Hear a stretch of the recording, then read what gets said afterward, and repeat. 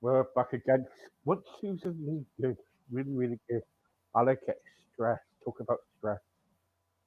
That's what we go through at the moment. A lot of stress. Oh gosh. And guess what? 2 months time, it'd be more stress, wouldn't it? It'd be Christmas. Oh gosh. Oh gosh. Anyway, guess who I got back?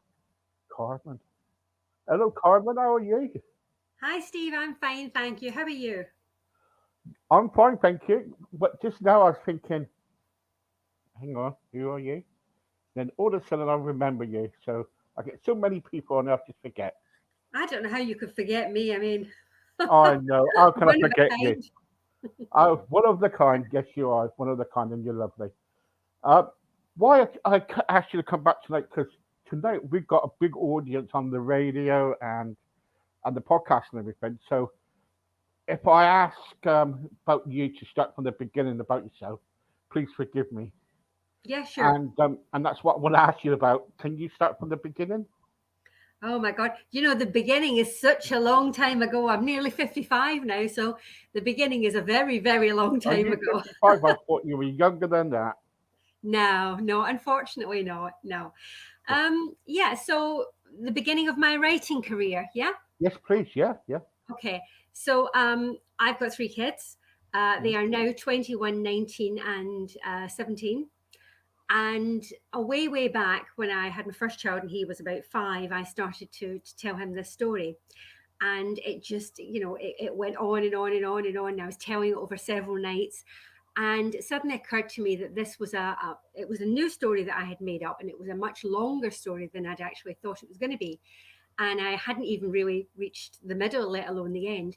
So it occurred to me that at that point I really probably ought to write it down, which looking back now kind of seems a bit of a kind of crazy idea, really.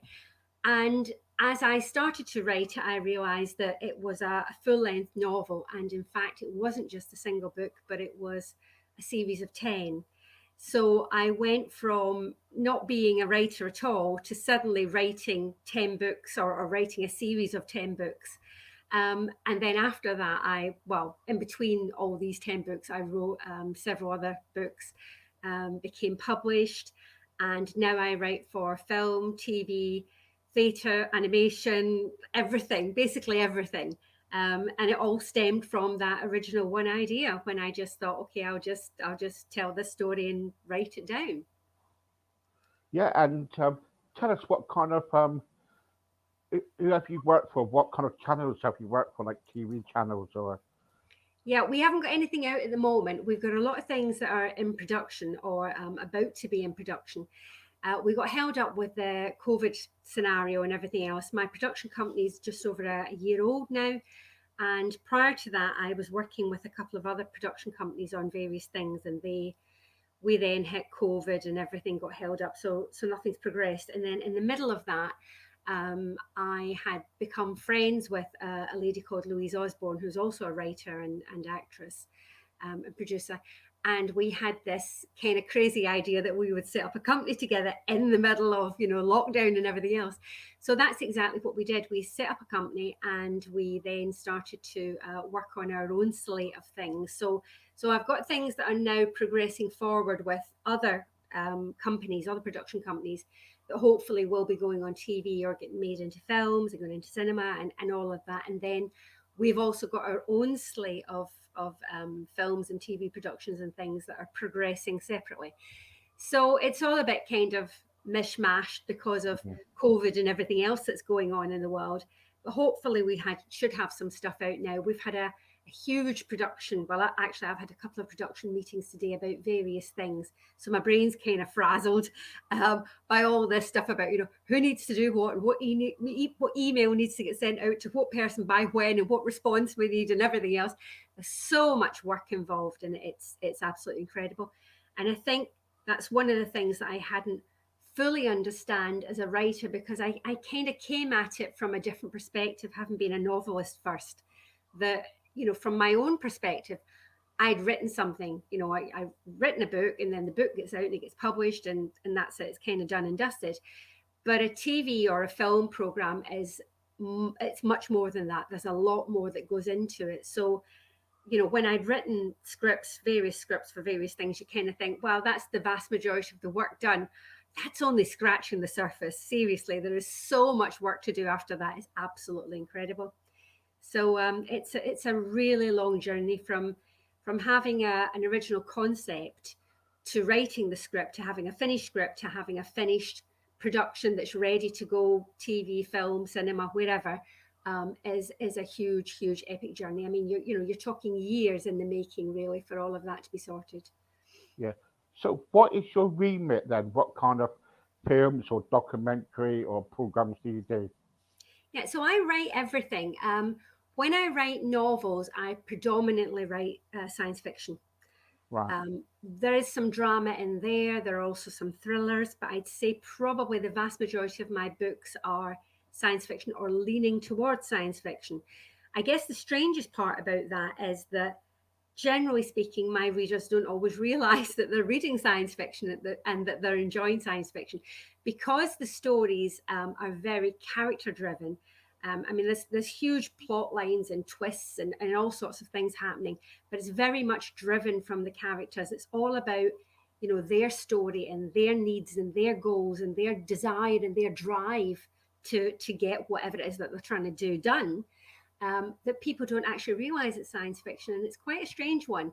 I mean, I will often go to places, Women's Institute talks and school talks and things, and people will say to me, oh, I don't like science fiction. I'm not really interested in it. And when you get down deeper into that and you ask them, well, did you watch this or did you read that? Sometimes they'll have watched, for example, the Hunger Games, but they won't have classed that as science fiction, which it is. Mm, mm, They'll have classed it as an action film or something, and you have to say, well, that's science fiction. So if you liked that, and I think that's been quite a strange thing as an author when someone writes back to you, and I get a lot of this. And they'll write back and they say, bought your books, went to one of your talks, didn't really think it was going to be one of my things. But I listened to you talk about it and I went ahead and I bought the book and I loved it, and who'd have thought that I'd have liked a book like this? So that's quite interesting to think that I've kind of almost swayed people in what they like, because as humans, we're like that. We all have specific things that we like and things that just turn us off immediately, we don't give a chance to. So yeah, it's yeah. kind of about making these people have give something a second chance, effectively, that they look at a different genre that they wouldn't choose to. So primarily my books are science fiction, with the odd thriller and things thrown in, but I'm very cross genre. So even the science fiction ones will have a thriller element or maybe a romance element or a mystery to it or something else. It's not just science fiction. Um, Mm, but when it comes to films, I'm even more cross genre. So I write a lot of, obviously, I write a lot of sci fi in films, but I also write a lot of drama, a lot of thrillers, a lot of psychological thrillers, which I absolutely adore. And will always watch, on TV. If there's a psychological thriller, I will tend to pick that to watch as well as a sci fi thing. I write rom coms, I write straight up comedy, everything basically, literally everything. mm, mm. And I remember watching Star Wars in the Mm. beginning, and I thought, right, this is good. And then I watched Empire Strikes Back, and I thought, that's good. But then I watched the rest of it, and I thought, well, they were like carrying on, and I thought, please, you're spoiling it. Do you agree? Well, I don't know about Star Wars. I'm not a huge Star Wars fan, to be honest. I liked Star Trek, but Star Wars, I liked the first one, and then I was never really that bothered afterwards. Yeah, yeah, yeah. And I think it's true, not just of Star Wars, but of everything really. There's a finite end to things. And I think it's recognizing that. And as a writer, you have to recognize that. You have to recognize when your story's reached an end and when it's about to reach the end. And I think, not to put too fine a point on it, but there's an element of, shall we say, greed within the industry. There's an element of jumping on the bandwagon and saying, okay, well, we're on to a good thing here. Let's make number two. Let's make another sequel. Let's make another one after that. Let's make another one after that. And sometimes you can, and sometimes you can't because the story's gone, Mm, or what you've actually done is you've fulfilled those main characters' aims, and there's kind of nowhere else to go unless you go off on a tangent. And Yeah, sometimes, yeah. again, that works if you've got strong enough other characters you can do that with, and sometimes it just doesn't. But for me, I don't want to extend something beyond its natural course. For No. me, I want to go, okay, that was fantastic, but that's done. That's over now. It was a limited series, or it was only ever going to be one film or two films or whatever. Let's put it to bed on a high note. That for me would be the preference. I'm particular. I like films, and I love Liam Neeson, and um, and when he done Taken, I like Taken one, and I thought to myself, right, this is a good film. Then I went to Taken two, and I thought, okay, fair enough. But then I thought, nah, you're spoiling it now. And the trouble is, when you're directing a film or when you're writing a film, it's got to be a certain end, on certain films. You agree? Yeah, I mean, it's what really I've said. You have to know when the end is. And I think there's a sadness there because, if you've thoroughly enjoyed a character, of course you want to see more of it. And so does the audience. But you still have to recognize that, that is an end. There was a point in one of the owner's books, I can't remember which volume, I think it's volume 5. Spoiler alert if you haven't read it yet. But one of the characters dies in it, and I got very upset writing it because I really liked this character. But for me as a writer to have extended that character beyond the particular chapter that he died in would have been unrealistic. He had to die. It was very sad, but he had to die because that was his time. And if I hadn't killed him off, it would have been a weaker book for it.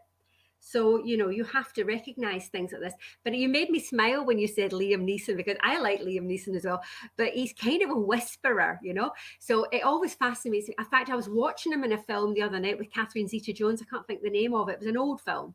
Well, not old, but, about 20 years Uh-huh. old.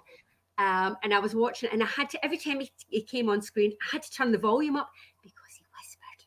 So it stopped. So, Yeah, and everybody yeah, else was yeah, talking at normal volume. And I was kind of have to go, what did he just say? What did he just say? And I was either rewinding it or turning the volume up. But yeah, he's a fabulous actor. yeah. If someone came up to you, like an audio word producer come up to you and said, right, all right, Carmen, I want you to make a film. There's a budget here, I don't know, 20 million or whatever it is. What kind of film would you do and why? Well, I've currently got something like, and I shouldn't say this, but it's true. I've currently got something like 80 scripts, which is an awful lot. So the thing is with money, when you talk about money like that, 20 million, it sounds like an awful lot of money. And don't get me wrong, it totally is an awful lot of money. But in the film business, money gets swallowed up. It is incredible. So you wouldn't make any different a film to what you would do if you had only 5 million or 10 million or 1 million. What happens is that you have the same story, but you have more expensive actors. They might be better actors, they might not necessarily be better actors, but just bigger names, bigger talent. And so, for example, if you were going to have someone like Tom Cruise, I don't think you could even get Tom Cruise on a 20 million budget. No. Your budget would have to be 10 times that. So the film you made wouldn't be any different in the actual storyline. What you would have would be more known actors, probably a lot better and maybe more special effects. And then you might do things like instead of trying to shoot it in one location, not necessarily like a room, but in one studio where you've got all different sets, you'd maybe go out to other locations. You maybe don't actually have a CGI backdrop of, for talk's sake, the Bahamas. You'd actually go to the Bahamas and film it. You know what I mean? So there'd be things like that that you would do differently because you would have the budget for it. But in terms of the actual story, it shouldn't and wouldn't really have much impact upon the actual story as long as it's a good film. Excuse the mad dog barking in the background, but I've got the door open, the dog's in the garden, in and out, so you may hear her barking occasionally. Sorry about that. That's okay. Don't worry. Don't worry. And so So would it be like another science fiction film that you would do? Um, I suppose if I had my choice of films, I kind of veer from one to the other. I don't tend to just write the one thing at one time. So I might be doing a comedy and a psychological thriller at the same time, simply because it gives you a bit of release to write just comedy all the time. It's actually quite hard to be funny all the time. Um, and to write a psychological thriller is quite can be wearing on the nerves and tiring and taxing. There's different pros and cons for different things. So I think it very much depends upon my mood. But there are a couple of films that I have, well, scripts that I have, where the budgets necessarily have to be very, very high because one, for example, is a film where we need a ton of extras. And so that makes it expensive. There's another one, which is one of my favorite films that I've written, which is a gothic witch story. And that would really need a huge budget because you have to effectively have all those sets. So you have to have the period houses, the period costumes, and all of that. And there's a huge pyrotechnic fire in it, so that takes money. So I'd probably veer towards one of those, to be honest, because they do require a big budget anyway. So that's where they'd be at. But at the moment, I'm not looking at anything above sort of 6 million for my scripts. So we haven't got to that range yet, and it's simply because we're a new company. We're starting off smaller, and then we'll build. So that's the plan. But it does sound like a lot of money, doesn't it? It does, yeah. So with your business then, so do you, if someone wants to kind of like want you to make a film and everything, do you have all the equipment, all the filming equipment? No, I don't do any of that. That's outside of my remit, basically. So we, as a film production, a TV production company, we will and we are co-partnering with other production companies. And then what happens is you bring in people on a project by project basis. So, for example, one of the films we're currently sorting out, ready for production, we have got a fantastic cinematographer. So he has some of his own equipment.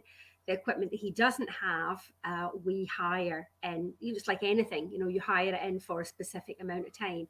To have all that equipment, yourself on a day-to-day basis, is that in itself is hundreds of thousands of pounds, if not Yeah, more. yeah, And of course, it's like everything, I've got actually quite an old iPhone now. It's out of date technically. And all this other stuff, all this other equipment's exactly the same. It goes out of date very quickly. So if you were going to buy this stuff, you would be constantly updating it. So what people generally do is they have a sort of basic kit that they work with themselves, unless we're talking very, very low budget films. And then, they do work with the very most basic of equipment. But generally speaking, what happens is cinematographer will have some of his own equipment that he likes to use, his own personal stuff, and then you hire in whatever else you need, basically. that's it, yeah. Let me talk about Leap, because that was nominated, wasn't it, Leap, in the Yeah. Birmingham Film Festival. I bet that was the achievement, wasn't it?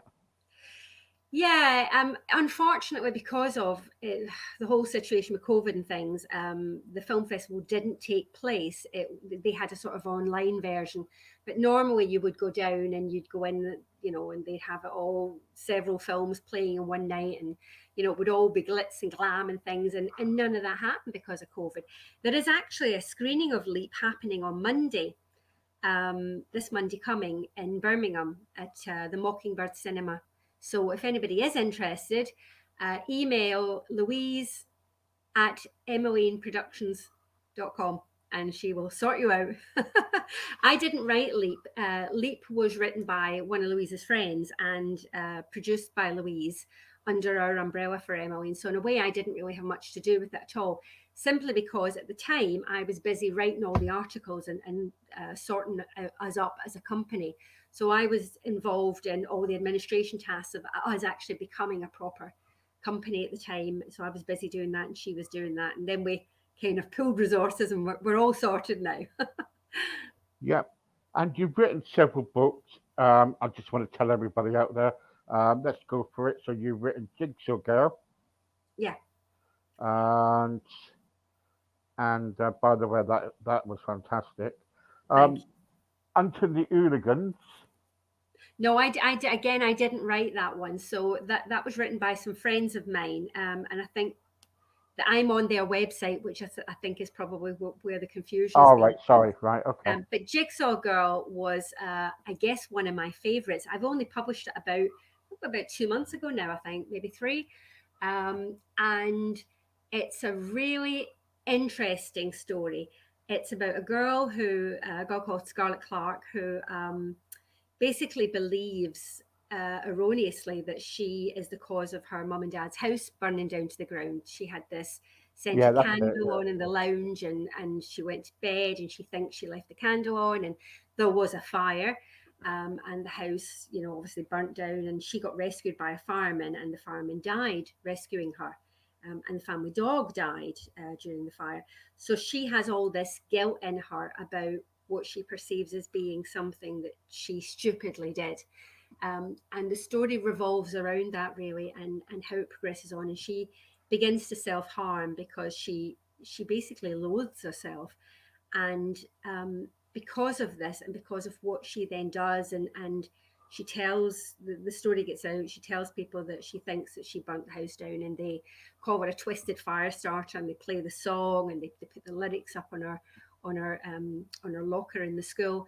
And so basically, she loses all of her friends. She's lost her self esteem. She's lost her home, and her whole family life collapses. And it's about basically, I won't ruin it for you and tell you what happens, but there's a kind of thriller element to it. So she basically picks herself back up and deals with it. So, if you yeah. haven't read it, go and read it. It's a really good I read. ain't got to that part yet. I won't ruin it. So No, yeah, so there was that. There was Split Decision, which is yeah, I was just about to another mention that. Yeah, thriller. Yeah, so that's another thriller. Um, and again, it's about a very strong young girl who goes on, I guess you'd say, a voyage of discovery. So she gets asked out by two boys on the same night, for a date on the next night. Sort of gets a bit bedazzled by the whole thing and says yes to both of them, and then realizes afterwards, well, it's on the same night. I can't date both of them. I'm going to have to choose. And so the story splits, like the film Sliding Doors back in the 80s with Gwyneth Paltrow. So you get this situation where in alternate chapters, she goes out with boy number one, and then the next chapter she goes out boy number two, and then it layers on top of that, so that that the story is following two parallel courses where she's dating this boy wearing these clothes, doing this, these activities and this stuff, and then the other boy wearing different clothes, so you can tell the difference, and doing other stuff. And so all the way through, she'll refer to the guys that she's out with as, oh, I sat down next to him. He gave me this. She never mentions names, so you don't know which guy she's actually picked to date and which one she's told she can't date, and which of the two dates, which of those blokes are, and which one is real. And then you go all the way to the end, and then there's like 6 or 7 huge twists. And then eventually, which boy is the one that she actually did choose, and which date did she go on for real. Was it the really horrible date, or was it the really good date? But it all pulls together. It's very complicated. It's not complicated to read. It just they're strands, and they pull together at the end, and so you see the reality of the situation. So it's very in depth. And then, of well, course, the sorry. yeah. What I want to ask you is this: where do you get all your ideas to for these books? Is it just your imagination, or are you like on the toilet or in the shower one day, and all of a sudden you get this thought in your thinking, "Ooh, that'd be good to write a book about." Yeah, so there's a combination of things really. I mean, mostly they just come to me, and I might be walking the dog, or like you say, in the shower, and I'll think, oh, and then there's the odd time there's a dream, and I think, oh, that would make a real good story, and I'll write that. And then there are other times when, more so with film or TV, where I'll have someone from a different production company who will come along and say, right, I need a story about this. Can you write it? And then I'll just write it basically.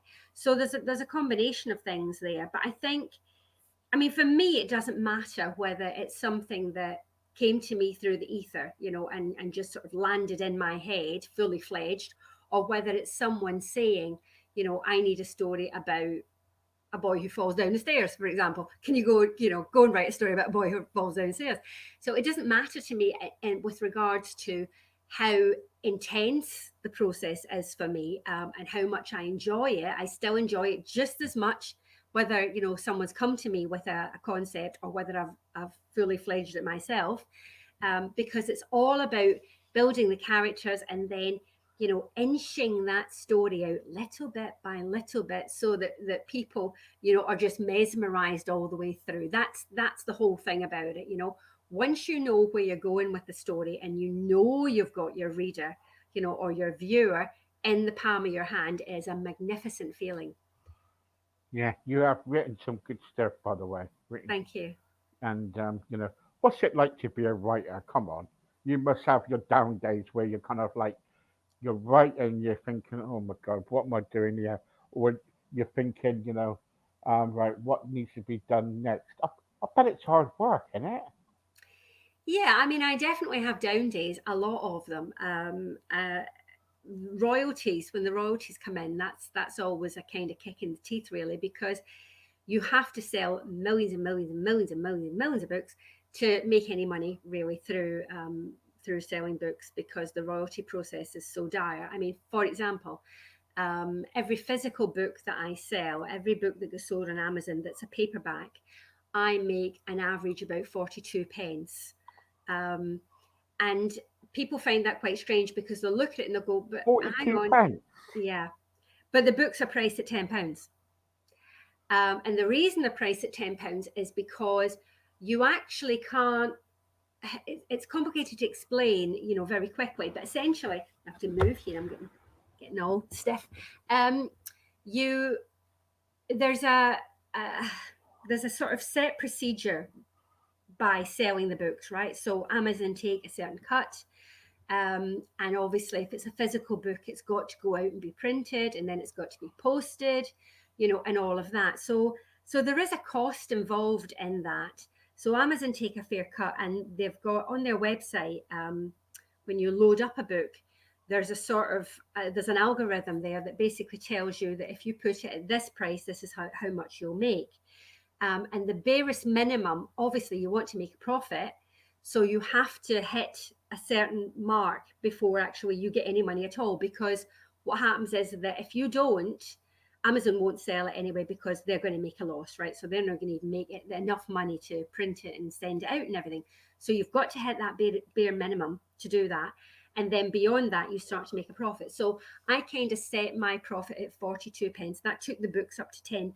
And I thought, well, it's ridiculous to price a book at more than £10, because obviously after that people still have to pay for postage and everything else. So I left it at that, but it means that I only earn about 42 pence per book. Ebooks are different, obviously, because there's no manufacturing process involved, and there's no proper shipment. They go electronically to somebody's email address. But in terms of physical books, yeah, you make very little profit on them.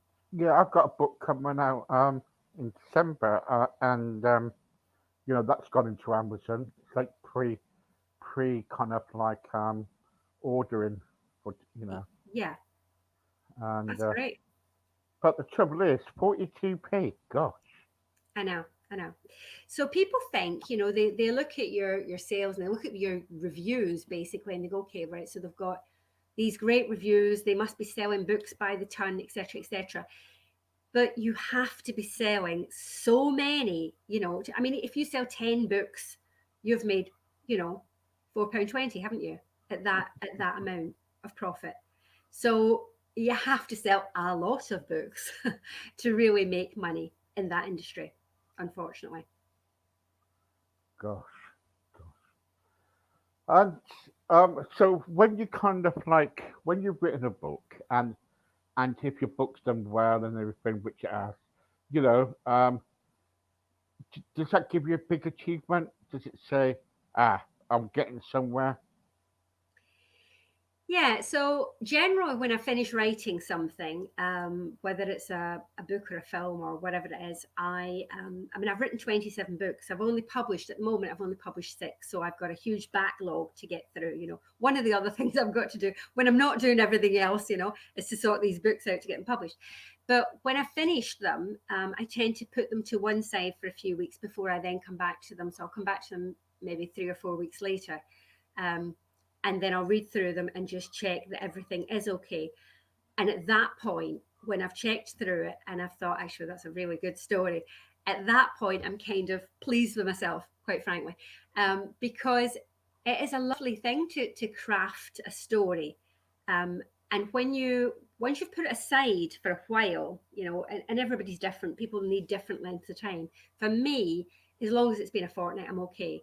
But anything beyond that is great. But then when you read it again and you come back to it with fresh eyes and you edit a little bit and you check the spelling and the grammar and stuff like that, and it's at that point, because you see the story as a cohesive whole, whereas when you're writing it, although it's a cohesive whole, you don't get the hit of it because you're writing it and you're not reading it. So reading it back after you've given yourself some time so that you've kind of slightly forgotten things. I mean, you don't forget it, but so it's not completely fresh in your mind. And then you come back to it and reread it is the best way of getting that hit.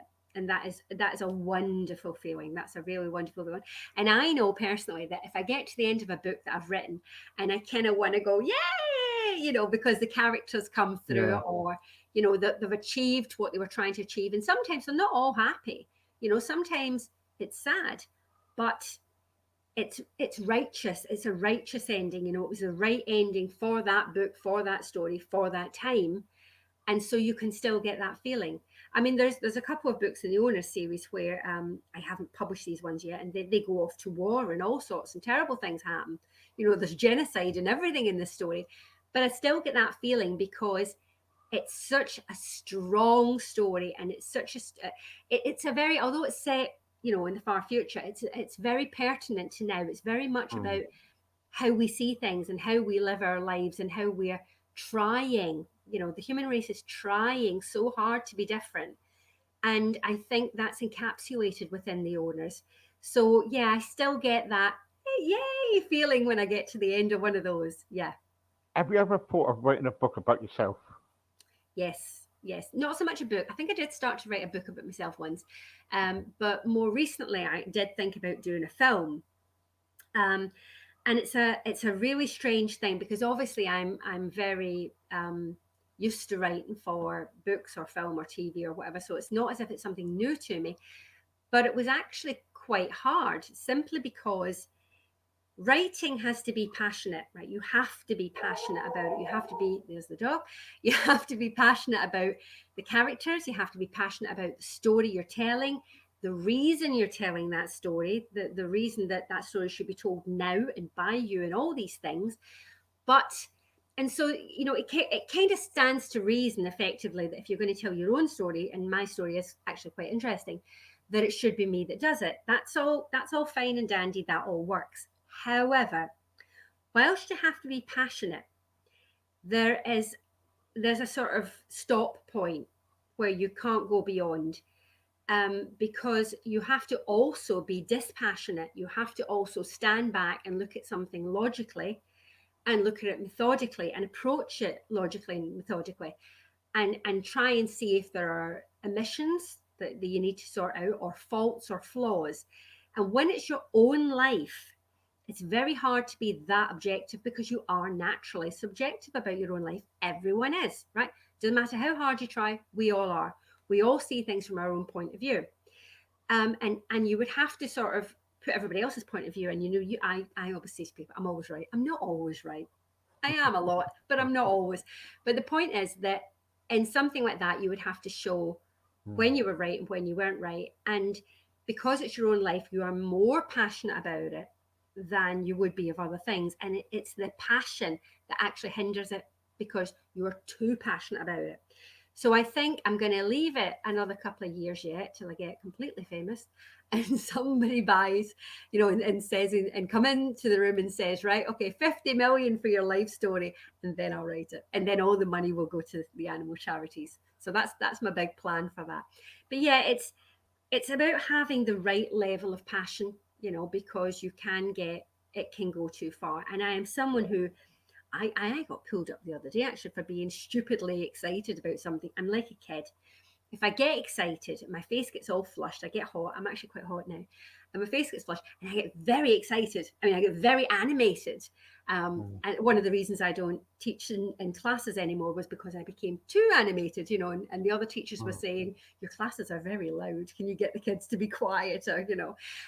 So I get very animated about things. And it's about finding when you're writing the right level for that, and it's much easier to do when it's not your own life you're writing about. Thank you, Carmen. Thank you very much for joining us once again. I hope everybody's enjoyed that. And Thank you. thank you so much. That was really, really, really good. And hopefully, we will get back soon about some more information. Now we're all caught up. Lovely. So please look on our website and keep in touch. Really good. Thank you, Great. Carmen. Thanks so much then, Steve. Bye. Bye. Bye bye.